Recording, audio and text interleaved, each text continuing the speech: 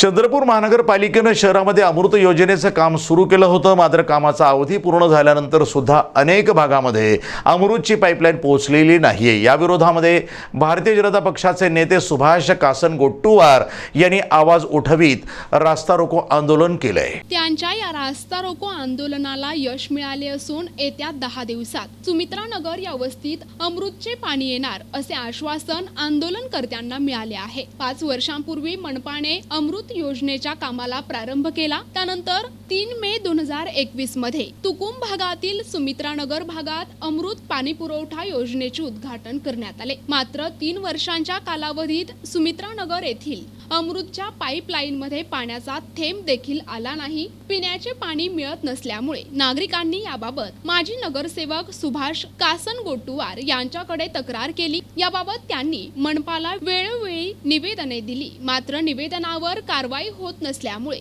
सुमित्रा नगर भागातील नागरिकांना सोबत घेत रास्ता रोको आंदोलन करण्यात आले। यावेळी मनपाचे अधिकारी आंदोलनात पोहोचले। त्यांनी आंदोलनकर्त्यांना येत्या 10 दिवसात आपल्या भागात नियमित पाण्याचा पुरवठा सुरू होणार असे आश्वासन दिले। यावेळी माजी नगरसेवक सुभाष कासनगोट्टूवार यांनी प्रशासनाला इशारा देत म्हटले आहे की 10 दिवसात पाणी या भागात आले नाही तर आम्ही सर्व नागरिक मनपा कार्यालयात पोहोचत मनपाला कुलूप ठोकल्याशिवाय राहणार नाही। आंदोलनानंतर सुमित्रा नगर भागातील आंदोलनकर्ते नागरिकांना पोलिसांनी ताब्यात घेत या आंदोलनादरम्यान पोलिसांनी तगडा बंदोबस्त ठेवला होता। सुमित नगर वस्तीला 3 वर्षापासून पाणी मिळत नाही। 5 वर्षापूर्वी पाईपलाईन टाकली अमृतची। अमृत पाणी पुरवठ्याचं उद्घाटन केलं 3 एप्रिल 2021 ला। 3 वर्षानंतर एक थेंब पाणी येत नव्हतं। शेवटी काय करणार, वेळोवेळी अधिकाऱ्यांशी बोललो तर ट्रक येणार आहे, पाईप येणार आहे, ट्रक येणार आहे, पाईप येणार आहे, पण पाईपलाईन जोडायचं कामच नाही। शेवटी आम्हाला आंदोलन करण्याशिवाय कोणतंही गत्यंतर नव्हतं। काल अधिकारी आले, नळ सोडले, लोकांच्या घरी काहीच पाणी नव्हतं। महिला चिडून गेल्या।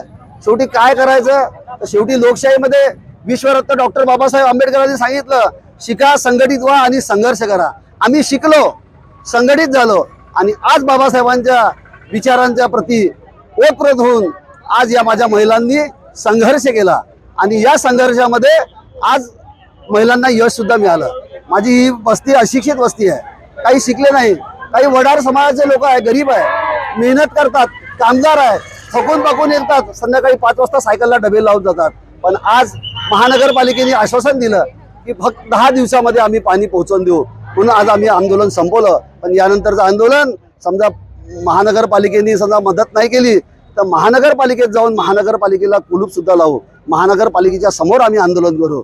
या माझ्या माता भगिनींनी या आंदोलन यशस्वी केलं, त्यांचं आंदोलन, त्यांचंच नेतृत्व। मी एक सामान्य नगरसेवक, माजी नगरसेवक म्हणून आज इथे उपस्थित होतो, पण या नागरिकांचं किती कौतुक केलं तरी कमी आहे, कारण की या बस्तीतील गरीब नागरिकांनी आज रस्त्यावर येऊन हे आंदोलन यशस्वी केलं। NTV news Marathi, Chandrapur.